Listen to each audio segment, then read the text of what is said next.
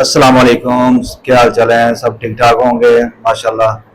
تو آج ہم بات کرنا چاہ رہے ہیں کہ میڈیسن کے حوالے سے، کیونکہ ہم بھی میڈیسن کا ہی کام کرتے ہیں، تو میں کہتا ہوں کہ چلو بھائیوں کے ساتھ میڈیسن کی کوئی انفارمیشن شیئر ہو جائے، چلو کسی کا فائدہ ہو جائے، ہم تو یہی چاہتے ہیں۔ تو آج ہم بات کرنا چاہ رہے ہیں کہ ایک میڈیسن ہے یہ بڑی اچھی بات کہی آپ۔ دفلام۔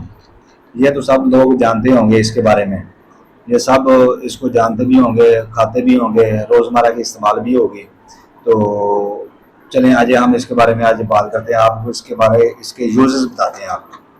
چلیں کیا بات کر رہے ہیں؟ چلیں اس کے جو یوزز ہیں، یہ زیادہ تر استعمال ہوتی ہے جوڑوں کے درد میں، ٹھیک ہے؟ تو جوڑوں کے درد میں جن کو کمر درد، بازو میں درد ہوگا، اور کسی کو ٹانگوں میں درد ہو، کسی کو مطلب کسی چیز میں بھی درد ہو، تو اس کے لیے یہ استعمال ہوتی ہے۔ دوسرے نمبر پہ اس کا یوزز ہے کمر درد، مطلب کہ بعض اوقات چک پڑ جاتی ہے، جب کسی کو چک پڑ گئی تو اس کے لیے بھی یہ استعمال ہو جاتی ہے۔ تیسرا نمبر پہ ہے دانت کے لیے یہ استعمال ہوتی ہے، مطلب کہ بعض اوقات دانت کی داڑیں درد کرنی شروع کر دیتی ہیں، مسوڑے پھول جاتے ہیں، کیونکہ برش دانت کے درد کے لیے بھی استعمال ہو جاتی ہے۔ دوسرے نمبر پہ ہے کہ یہ سرجری کے بعد جو درد ہوتی ہے اس میں بھی یہ استعمال ہو جاتی ہے۔ سرجری سے مراد یہ ہے کہ ہر قسم کی سرجری ہوتی ہے، پیٹ کم کرنے کی، جسم ہلکا کرنے کے لیے ہر قسم کی سرجری ہوتی ہے، اس کے لیے بھی یہ استعمال ہو جاتی ہے۔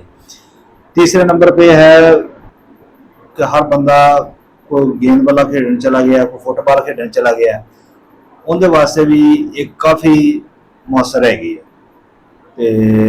یہ بہت ہی زبردست میڈیسن ہے، یہ ڈاکٹر دی ہدایت کے مطابق بچوں کی پہچان تو دور رکھو، کیونکہ ان کا غلط استعمال بھی انسان کو نقصان دہ سکتا ہے، ٹھیک ہے؟